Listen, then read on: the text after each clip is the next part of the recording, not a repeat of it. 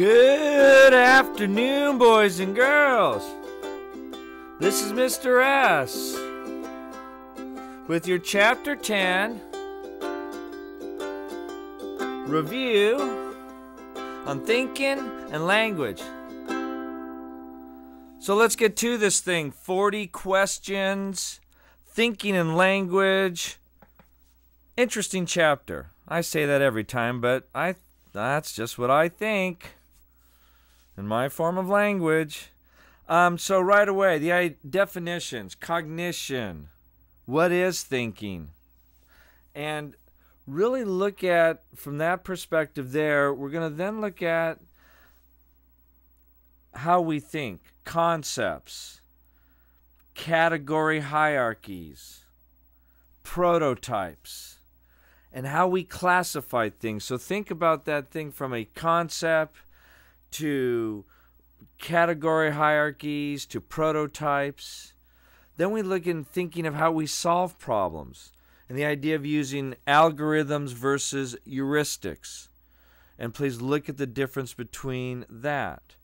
Know what insight is, and confirmation bias, and fixation, and functional fixedness, and really look at that part of the chapter that really looks at how we think.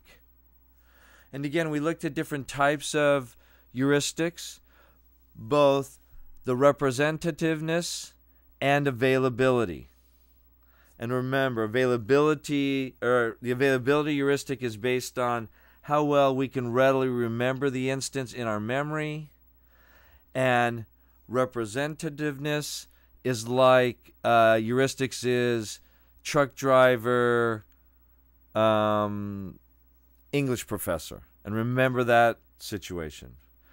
Then we looked at the idea of, in our thinking, of confidence, overconfidence, I should say, the role of framing and how an issue is posed or questioned to us has a big effect.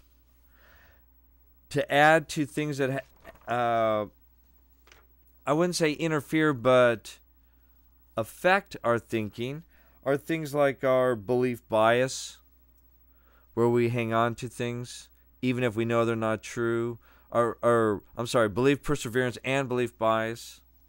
So look at all those things there. And sometimes some of these terms may be appearing more than once. So don't freak out if you realize, gee, something's been there more than once. So that's basically thinking. From there, we looked at language. Look at the structure of language. Phonemes, morphemes. Look at the idea of semantics. Syntax. And then the development of language. The idea that the first earliest stage is the babbling stage. We do one word, two word, or telegraphic speech, sort of the same idea. Then with animals, we looked at Kohler and the insight. And then look at the idea that one of the things that use of language with animals is things like their inability to create syntax, or not use it properly, I should say.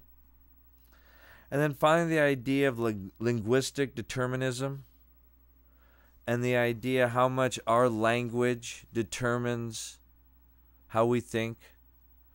And think of the video that we saw. That should do it. 40 questions. Shouldn't be too bad.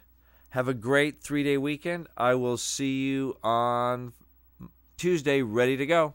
Bye.